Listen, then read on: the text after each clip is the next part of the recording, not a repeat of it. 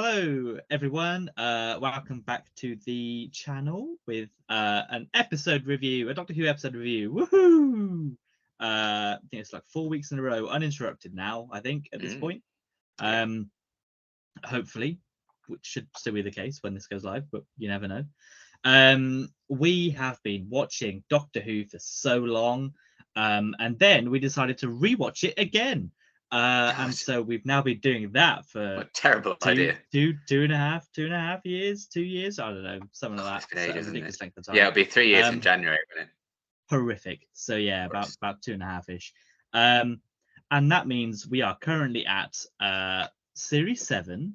And again, if you're going off BBC iPlayer, which I am, it's episode 10. But if you're going off everywhere else, it's episode 9. It's Hyde. The correct order. Yes, I know. But when I write these down, I look at the little number bottom BBC iPlayer and I write that one down. So and then just take away one. It's so easy. No. That's all I'm doing. I'm just doing that. BBC iPlayer is where I go, and that'll be it. Soz. I see. Fine. Whoopsie. Yes, this is Hyde, which is yeah. Ha ha ha ha ha ha ha ha ha. Good. Just as funny as last time. Yep. Which means hilarious. It's just it's very funny. Obviously, that's why you should keep doing it. Okay. Good. He's gone. Finally. This is another, I guess, monster of the week standard sort of episode. In a way. It sees the 11th Doctor and Clara, Matt Smith and Jenna Coleman, arrive at a spooky house where 2 other people are looking for a spooky ghost. And they find the spooky ghost, and now there's a woman involved, and then they find some spooky monsters, and that's it. I would say the true villain is Assumption. Yes, yeah, pretty much. What did you think of this episode? I enjoyed it. I'll admit I did enjoy it. That's my reaction. Yeah. I didn't enjoy it as much as I thought I would or remembered doing. It's fine. It's harmless. Basically, it's Doctor Who. It's fine and harmless most of the time. But yeah, it is what it is. You know, it did what it said on the tin. It told a bit of a ghost story, but then it's like, oh, it's actually nobody hid those. So no, but the Doctor did say the creature did hide, so they get away with it. They did say the title in the episode, so it's fine. Fine, you win this time. But yeah, it was what it was. I think I like the idea of it probably more than the execution of it. There are some elements of the plot and stuff that I really do like, and I think that's a really cool idea. I think a lot of the character work was actually very strong, but maybe not as strong as the actual story that they'd been put in, unfortunately, for the most part. So it had its moments, and yeah, kind of run of the mill is what it is. Obviously, you're gonna be quite split, I guess, on like the twist with the monster at the end, which is fine. But yeah, it's harmless, but certainly I don't think stands out. I would say it's the weakest of 7B so far, in my humble opinion. With a few kind of moments of gold in there, but I would say mainly bronze. Yeah, I think that's fair. I think this is very much feels like it's the precursor to the haunting of Villa, however the words are. Diodati, yeah. That's it. I think it's very similar. There's men in it, and Well, yeah, to be fair, you probably, but it might be a little bit better if that's the case. But imagine that twist if they took a picture. Oh my god, it's not a woman. It's so bad. That'd be amazing. Yeah, I mean, you could do that. They could have. I guess that is essentially how they reveal it in Haunting of Villa. Yeah, and so that's why I think they're 2 very similar stories. I think, and I think this one lays the groundwork for that story to be possible. I think in the future. Yeah, walked so that could run. Yeah, literally. But yes, we are here to talk about Hyde.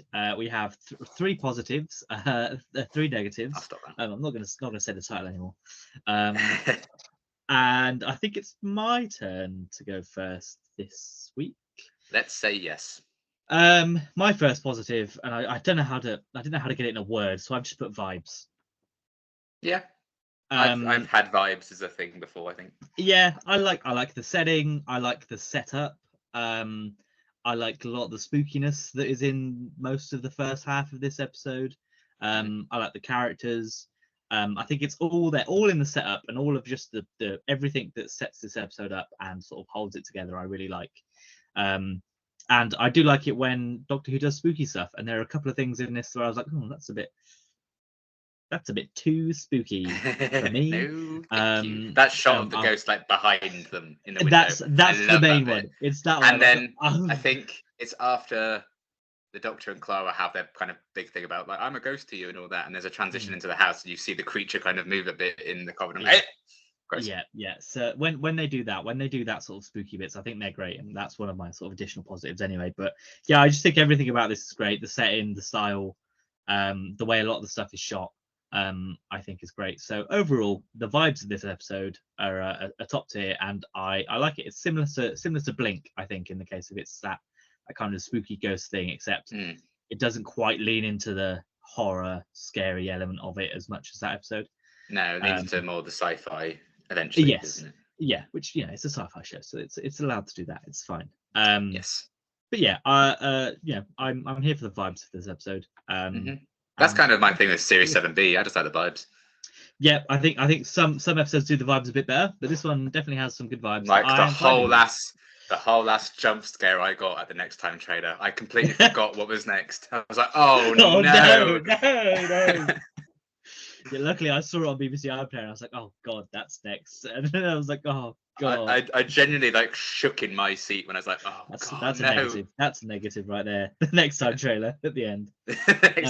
Yeah, actually, yeah. Yeah, maybe. But yeah, so what's your first positive for this week? You're gonna be stunned. It's the 11 and Clara duo. Oh my god. Yeah. Wow. I've only gone and done it again, haven't I? What am I like? Can't believe you've done this. I know. You're going to be even more surprised at my second one when we get to it. But yeah, I think they're neat. I really like Evan and Clara. They have some good moments in this episode as well. A good balance of comedy and some drama in there as well. You know, the whole Doctor kind of just nonchalantly going through the entire history and life cycle of the Earth, and Clara being really shaken by that. And you know, her kind of confronting him with that is you know, it's a nice kind of carry on from Cold War and her seeing a dead body and everything. So that was nice, and kind of reinforcing the fact that, you know, a lot of his interest, you know, was dawned from this mystery surrounding what is going on with her. Why does she keep dying? So that was cool. But then alongside that, I like the kind of banter between them throughout the episode. Her kind of like, just dare me to do it and then I'll do it. I liked that kind of aspect of their relationship. And when Clara's like, oh, what's that noise? And I'm like, oh, you know, it's fine. Are you making it? You know, there's little bits of comedy that I really enjoy. When she rescues him at the end and they high five when they're stumbling out the TARDIS, I really like that little moment as well. So good moments of comedy throughout them as well. And the umbrella when she's like just getting the TARDIS all wet and he has a go at her. So little domestic moments like that. That again, I always find them to be highlights of episodes, which I guess kind of says a lot about some episodes. But yeah, so they do have some great moments. I continue I love and adore that pair. Obviously, there is a notion of it's my favorite Doctor and favorite companion together. So of course, that's going to lead into me just naturally enjoying them. But I generally do think they have a great kind of balance of the humor and comedy in this, which, you know, the comedy aspect certainly goes a bit more away when he turns into 12 because there's all angst and stuff with them. So I enjoy it while I can, but they're definitely kind of, their relationship continues to be a big highlight for me. Yep, I think that's fair enough. And that kind of goes into my sort of next positive as well, which is just the cast in general, cast and characters, I suppose. And yeah, obviously it's a very small cast with only five main actors, which is, you know, quite small for an episode when you consider what we've had previously. And, you know, even though we'll have a similar cast length next week, this one's done probably a bit better than what's coming up. Better. Well, yeah. I think 11 and Clara are great throughout. There's some really nice moments. Even just from their introduction as well, you get the vibe of they're here for a fun time, not a long time. And certainly when you're 11.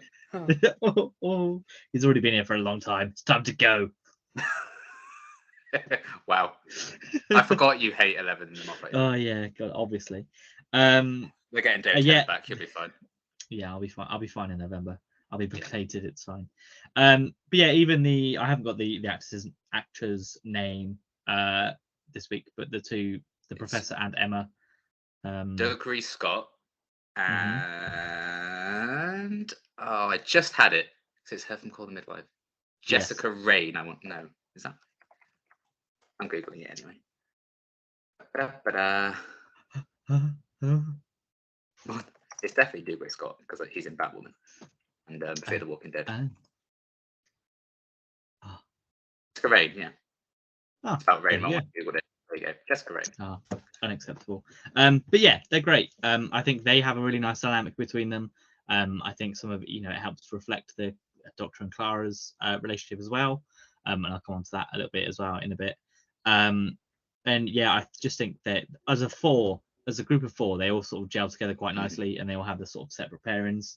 And she Jessica Rain. They asked a lot of Jessica Rain in this. Like the amount she had to give, but she just screaming and yelling all the time. I know. She must have been exhausted.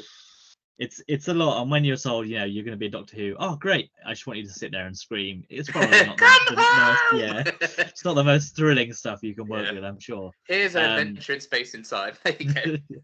You can do this one. That's a good heavy drama for you. But yeah, I think they all work really well. I think the casting was really good. I think that again, it's a similar one to last week, where the Professor, he has that gravitas and he has that sort of authority that you need in the episode. If it was somebody younger or somebody different, you might have been like, oh, this is just, I don't believe they're who they say they are.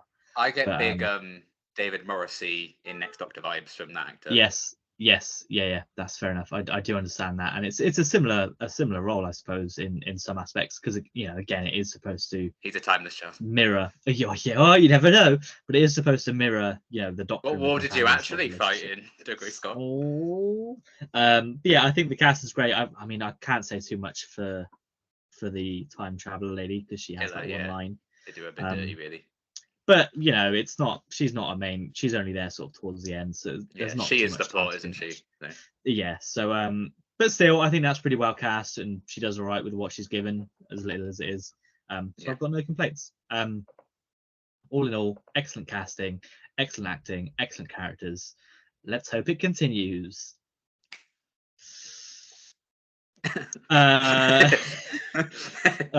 Your second positive. My second positive, again, you're going to be surprised. It's Jenna Coleman. Wow. I know. Unbelievable. I know. Although, to be fair, I haven't just had Jenna Coleman as a positive up to now. So, apart from Sam of the Daleks. But, she's good. I like her in this one. Again, she has a lot to do. I like, Clara, I think, has a lot more kind of, I guess, funnier moments that we've seen from her thus far as well. I mean, it's been like the trauma of her kind of mother's memory, and then the trauma of being stuck on a submarine and seeing dead bodies. So there hasn't been a lot of time for like, haha, isn't life great? So I guess that's fair. But yeah, I really enjoy her kind of in those more light-hearted moments. And then I think particularly, this is when I wrote it down as positive, was that scene where she's watching, the life cycle of the universe, and like the tears in her eyes when she's kind of confronting the Doctor about it. She's so good, and we know from Kill the Moon she's very good at that kind of acting, as we will go on to see next series, no matter what the episode may be.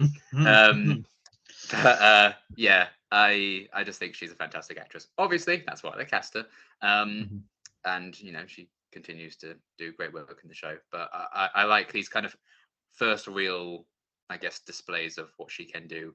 And there's a lot, just in like the characterization of Clara in this one, I think as well. There's a lot of her, the desperation, I guess, for the Doctor, and kind of yearning, the blind yearning she has for him, the kind of slight obsession in a way, and obviously that just grows and grows until it kills her. So I kind of like seeing the roots of that in this one. And also she gets to play the TARDIS technically for a bit, which is quite fun. I do like the idea of the TARDIS having a relationship with a companion, even if it's one that's like, I hate you. Because there's so much focus on like the Doctor and the TARDIS. I think it's kind of interesting that they explored that. I think that's a fun idea. So yeah, there's a lot for her to do. And I just think she's neat. She's really good in this one. Yeah, I think that's fair enough. And yeah, that plays into my sort of cast one as well.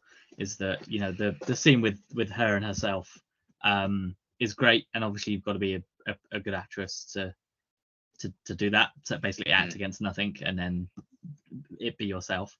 And to play two different characters, because obviously it's not just her, it's just the image of her with a different character basically, which again we'll see her do a couple of seasons time. Saigon season Invasion. 9, So you know we'll see that again in the near future. But yeah, I think that's fair enough. My final sort of main positive, and I don't know if this is all intentional or not, but it's the sort of foreshadowing of the 50th stuff, which I can only assume is intentional, because this is in the 50th year. It would have been, you know, a few months before the 50th came out. They're building up to the John Hurt feel as well. Yes, because there's a conversation between the Doctor and the Professor where he's like, oh yeah, I forget about what I did and, you know, who I was and all that kind of thing. I'm like, oh, I see what you're doing there. You're sort of being like, he forgot who he tried to hide what he was, and that's what the Doctor's doing with the War Doctor. Well, yeah.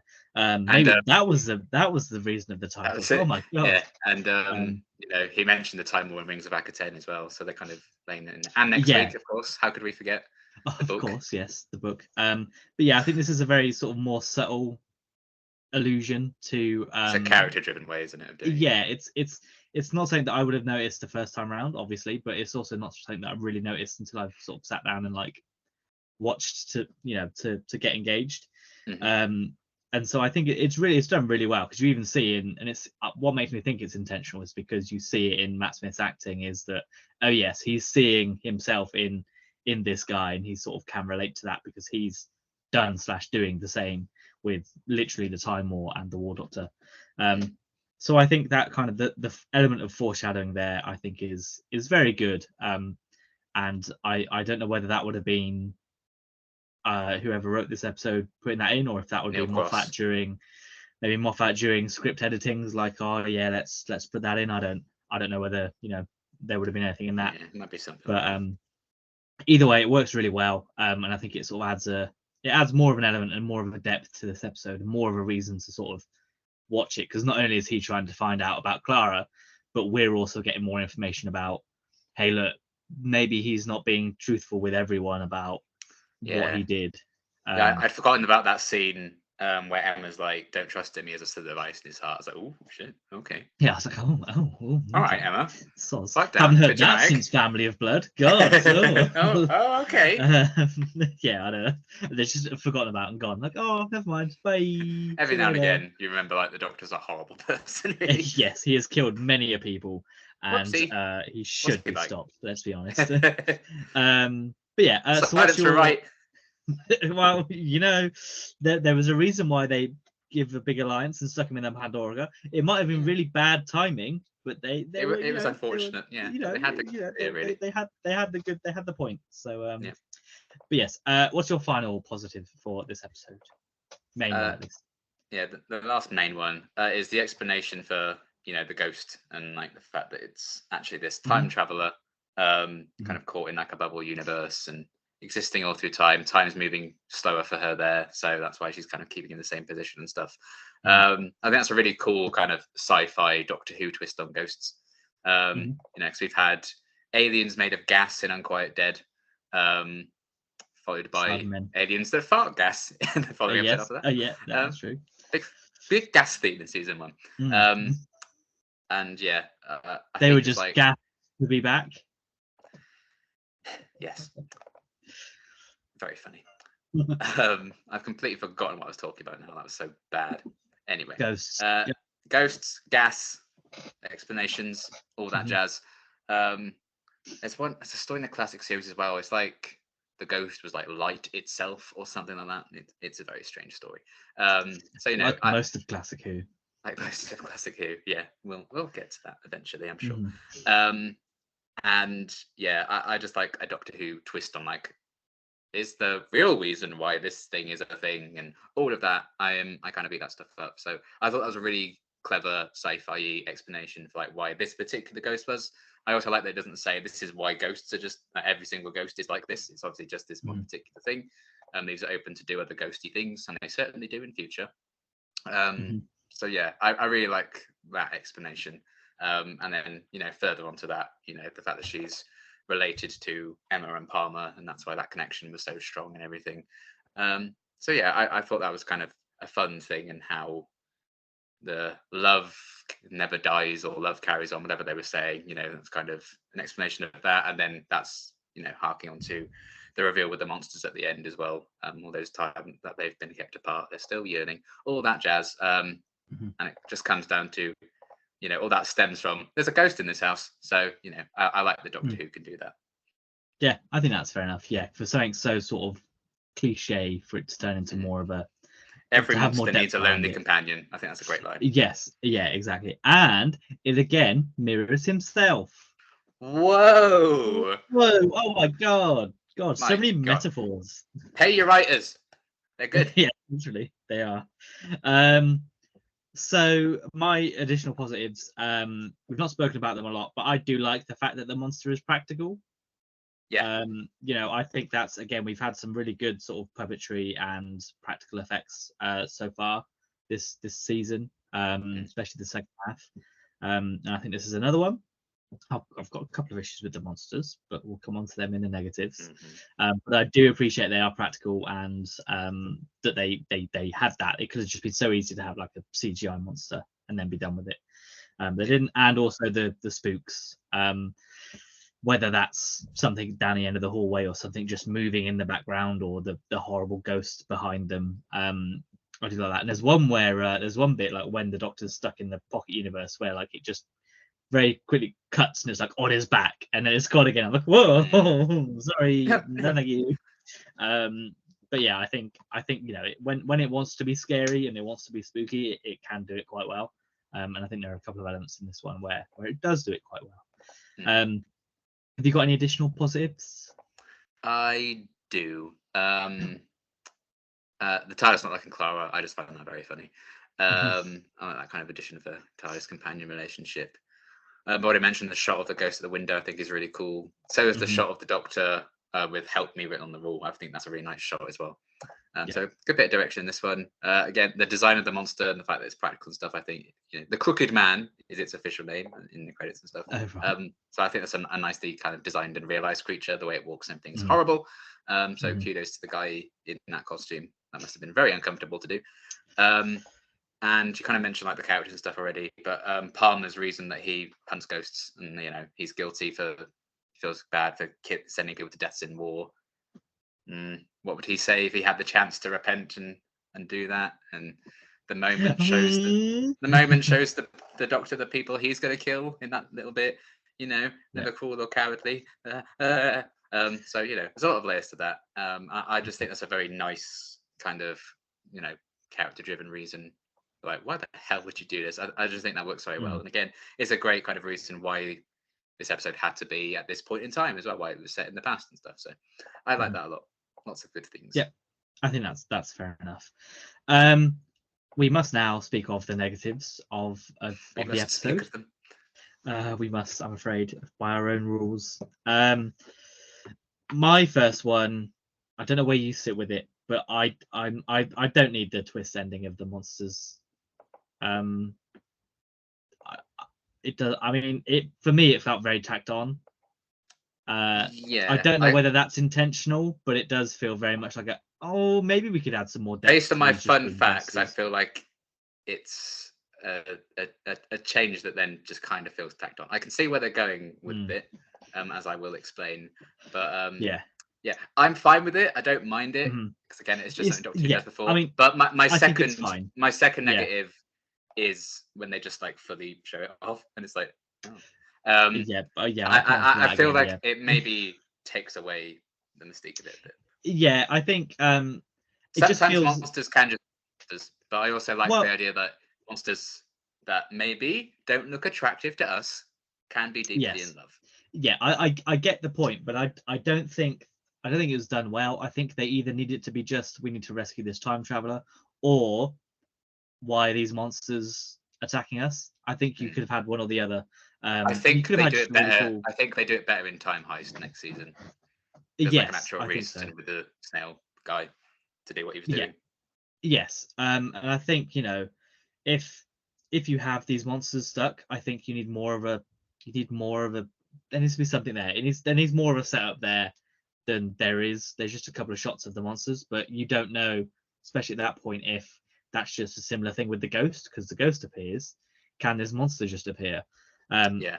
So I don't think you need both. I think for me at least, it feels very much like, oh, we should really put a monster in here so that we have a monster, because it's Doctor Who and we need to have a monster and an alien in this. And then especially when they definitely only had one costume, because you never see both of them together. No, exactly. Yeah, and then that also kind of ties in with it just ends. It's like, oh, I'm gonna get you. Let's go. Get ready to jump. Hooray! And then and then it ends. I'm like, okay, you could have shown me them, together, and that could have been a bit more resolution. But they could have even just he realized that they save them at the same time they save the other, and then they do the rest of it. I think that still would have been that probably would have been better. Yeah, that's why I think it feels tacked on. If it was more woven into the episode, it might have been more acceptable, and I think more people would have been like, oh, okay. But because it's just, it feels tacked on at the end, and it's like, whoops, I forgot. It very much feels like that's the writer going, whoops, I forgot. I should probably do something with these. But it is what it is. I do like it. I like the whole message behind it, but it just could have been done a little bit better, I think. Yeah, I agree. So what's your first sort of negative then? I wish they kind of fully explained like everything that was kind of going on. They explain like the noise and stuff, but like the cold spot, what was that about?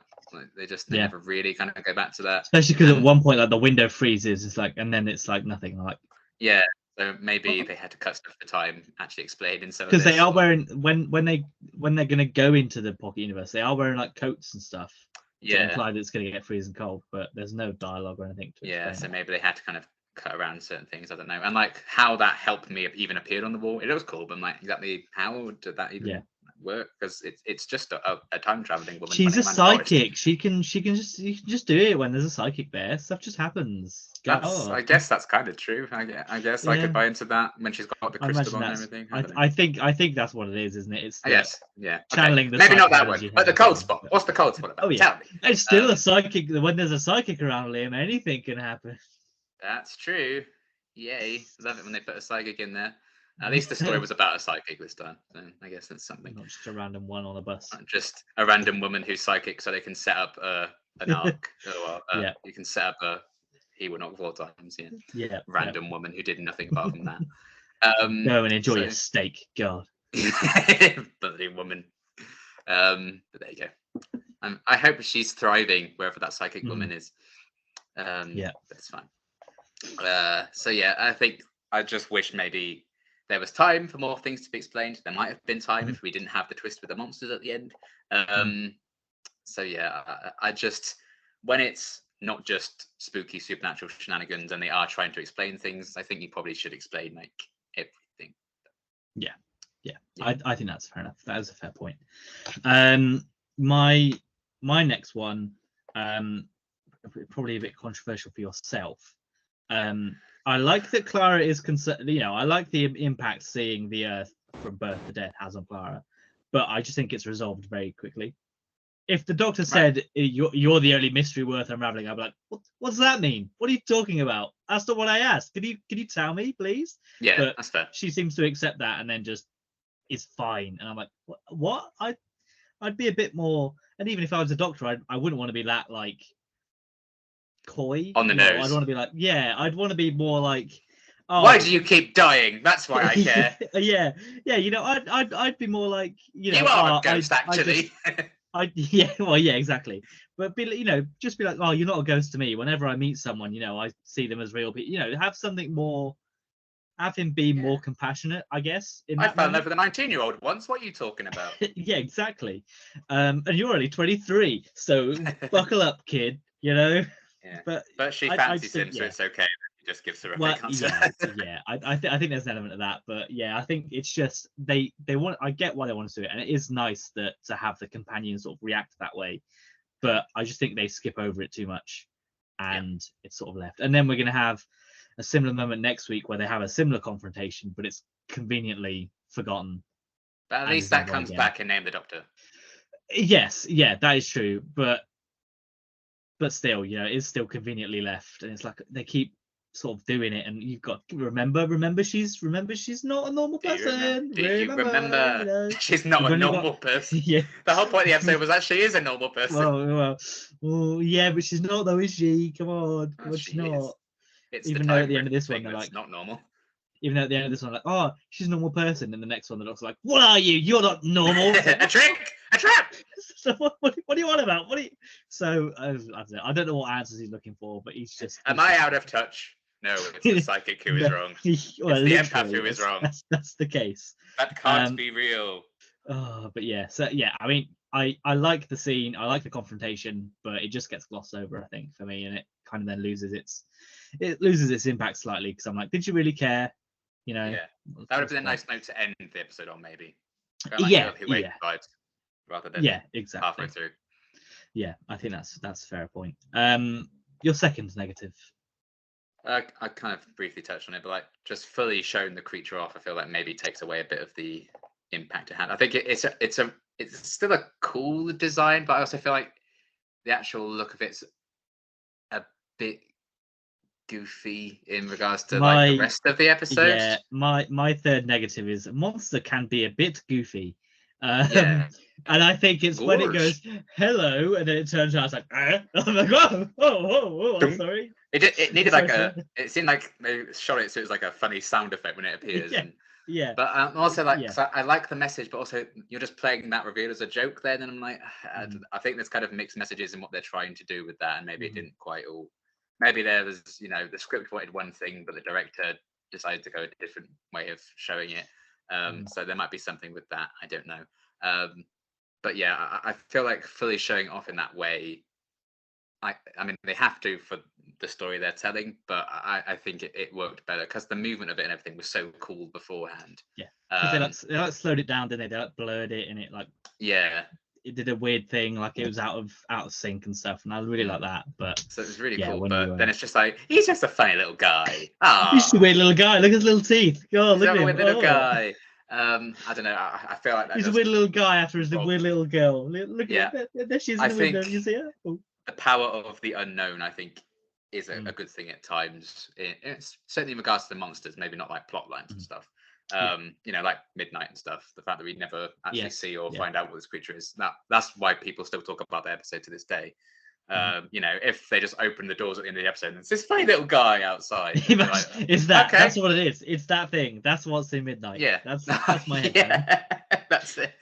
It moves so fast. That'd be an amazing reveal if it just started copying what the Doctor was saying at the end. And then just flashbacks to Midnight. Oh, could you imagine? To be continued. Oh, what a twist. That'd be insane. But when the hostess woman threw Sky out, they just landed in that pocket universe. And that's just where it is. There's the two of them. That's what it is. It's those two. That's what. Yeah. In the Target novelization, they will explain. They will reveal that. 100%. They're gonna be like the next set is gonna be like a Midnight and a Hyde Target, isn't it? Yeah. It's a funny pick, isn't it? What a weird thing to do. And then you read them and you're like, oh my god.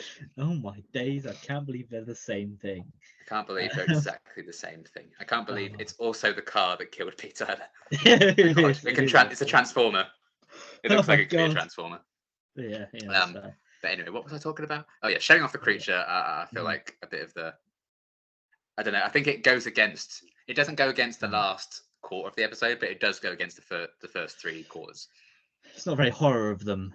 It's not very spooky of them to show it because let's be honest, it's a weird looking guy. It's not a scary looking thing. I mean, if it was in the middle of your house in the middle of the night, you'd be shit scared of it. Oh yeah. But the way they show it in the daylight, it's like that might be what kills it. Yeah, the fact that it's quite light as well. Maybe if it had been a bit darker. If it's more of a spooky tone, then yeah, maybe.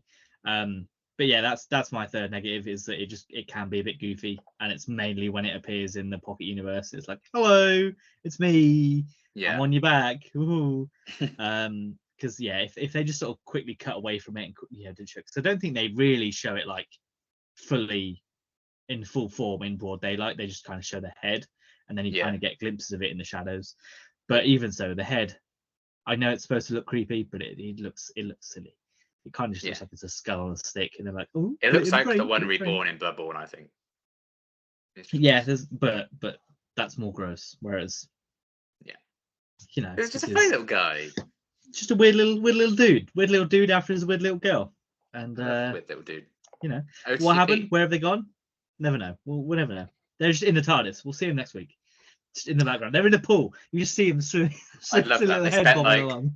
the next 10 years, just every now and again, you just see one. Oh, that'd That'd be great. Like literally in the Yeah, next one, they could just have them in the background in the corridor. have them in the swimming pool, just like going woo, woo, with the one head like bobbing along. That'd be incredible. Another one like led on a lounger by the pool, just like that. Oh yeah, just like a little sun thing on. Yeah, God. Looking on his tan. Missed opportunity. Oh, spin up. Oh, I'd love that. You could do a series of like little short stories, like the minisodes. Yeah, like Pond Life, but they just do it with that. Yeah, like when they had an exactly. ood on the loo, they just open that and they just yeah, it's just horrible. Sorry, flame throws this creature. No, it's nice. Oh, could you imagine? Oh, Roy just punts this creature. Oh, hideous. We birthed an amazing spin-off here. We have, we should get on the phone to the BBC ASAP. Yeah. Your third negative. Your third. And My final third one, please. Yeah, it's kind of a nothing one really, but I was kind of struggling for negatives, but that's more so just because I was quite indifferent on the episode rather than like else. I had loads wrong with it. And maybe it might just be a scripty thing. It might be there were scenes beforehand that were cut for time or whatever. I think what needed more build-up was Clara just knowing that Emma had feelings for Palmer and vice versa. I'm like, you just met them. You've had no scenes with them. And then there's just a scene where she's like, so you and Palmer, you're in love, right? And like, it's obvious. I'm like, you haven't even spoken to the guy. So I think maybe a bit more build-up there was needed. It's a tiny little thing, but I feel like because that's what that whole entire scene is about with them at first, and then they obviously use that to reflect Clara and the Doctor and stuff. I think maybe just have a little something of Clara, even just a shot of her like looking at them, being like, "Oh, I'm getting some vibes here," but we just don't get any of that. No, I think that's fair enough. Yeah, it's probably just a case of, again, it's a cliche, so I guess you could kind of say it, and then it's more. We as the audience know because we had that scene with them before they show up. Yes, but she does. Yeah, that's why it makes more sense. But unless maybe the Doctor's briefed her on who they are, maybe that's beforehand. True, yeah. But again, we don't see that because they do turn up knowing who they're going to meet and whatever, and she's not so like, who's this guy? I love that bit at the end where he's like, it's your great grandfather. But you worked that out, right? Right. Whoopsie daisy. Yeah. And then, anyway, and the convenient exposition to make sure the Reapers never show up again. They're never coming back. The paradoxes just resolve themselves at this point. That's an issue with Father's Day, not the rest of Doctor Who. Okay. No, it's the issue with the rest of Doctor Who. If you're introducing these monsters that can come to any paradox, they should be there all the time. Yeah, and they specifically addressed it. We would always love to see them every single week. But with the Series 3 finale, they were like, we've built a paradox machine. So that kind of negates where are the Reapers. But I will keep time. Well, yeah, exactly. I know. And I'll accept they'll never come back, but whatever. Fine. They didn't touch. Did they touch? Did the time traveler and the guys touch? I don't remember them touching. But then again, it's Rose touching Rose, so it's the same person touching, so they'll probably be fine. That's true. It'd be fine. I think if that happens again, if an old version touches a young version of themselves, consensually, and no Reapers show up, I will complain. Right. Okay. I think that's the bar, because that's the only reason why the Reapers show up in Father's Day is because Rose fucks it up, surprisingly. And then but that's not happened since. Well, they show up because she saved Pete, not because she touched herself. That's how they got into the church. Yeah, true. Well, yep, never mind then. So basically, every episode of Doctor Who should have the Reapers in. Is your it should, yeah. Okay. 0 out of 10 if there's no Reapers. Yeah. Mm-hmm. So out of 10, I'm giving this episode 0. No. Anyway, I've got no additional negatives. I don't think there's really anything else. No, good shout out for the classic orange suit. Yeah, meant to be this 3 crystal is a reference as well to the Third Doctor's last story. Yes, that's where that crystal's from. And the Eye of Harmony as well. Good shout. Oh, nice and good. Not a fan of the vortex and the TARDIS in it. I think that looked a Yeah. bit dodgy. That was a bit. Because I sort of saw Bit it. The movie vortex maker. was like fine, but then TARDIS like, that's a bit plasticky. Yeah. Yeah. But it was only 2 scenes, so it's fine. I can deal with it. I did also like I'm the Doctor, Doctor What, if you like. Just sort of moving. I was like, nice. Ah! I appreciate that. I like that. Do more of that, please. God, have more Doctor Watts. I want all the variations of it. Yeah. Fun facts. What fun facts have you got Yes. for Hyde?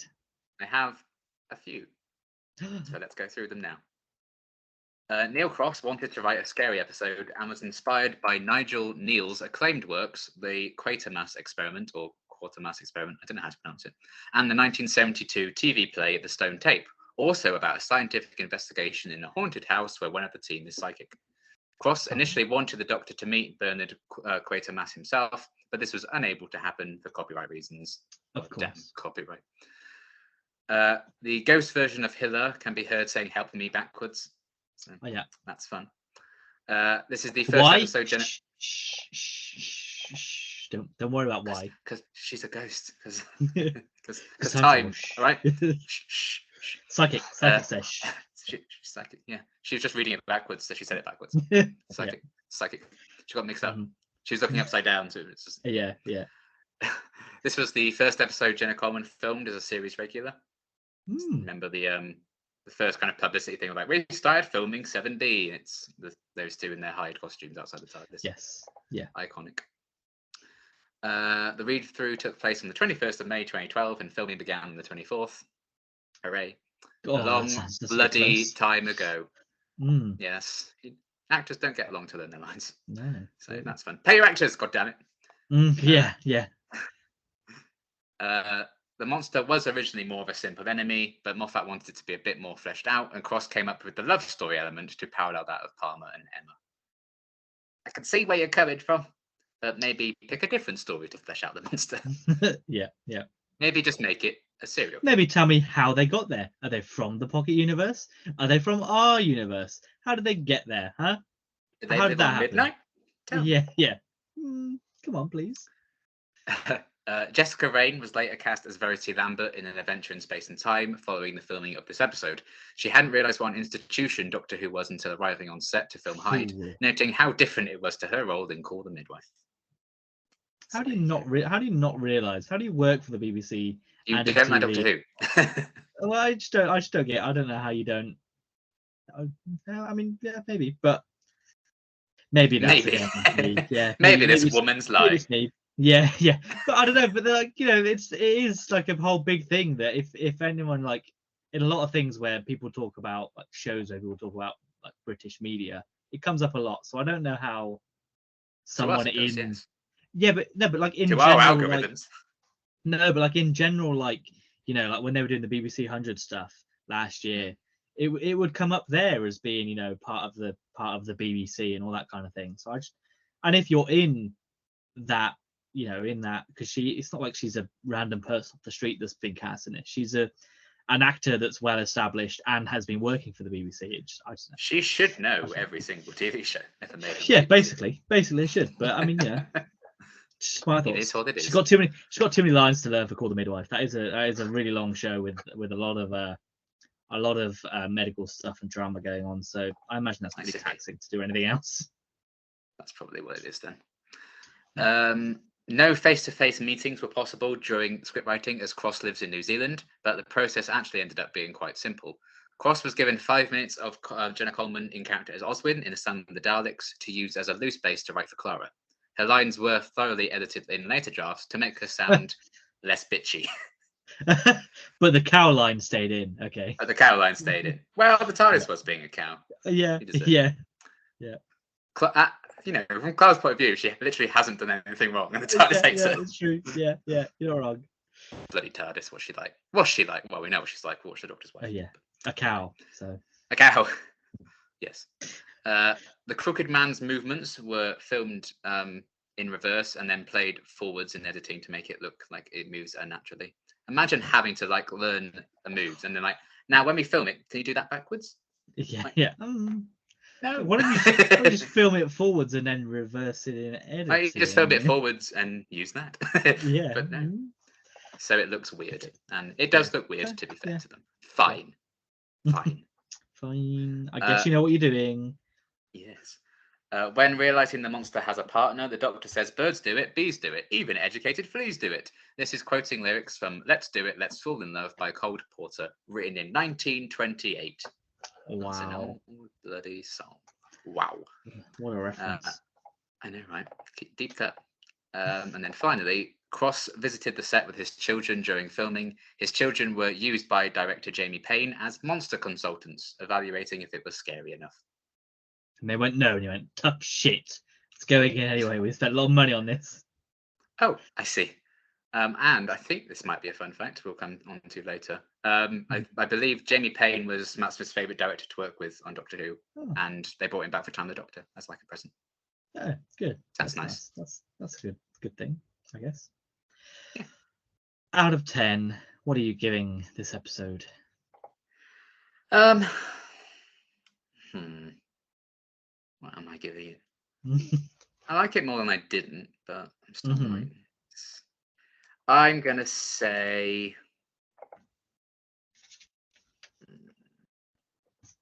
6.5.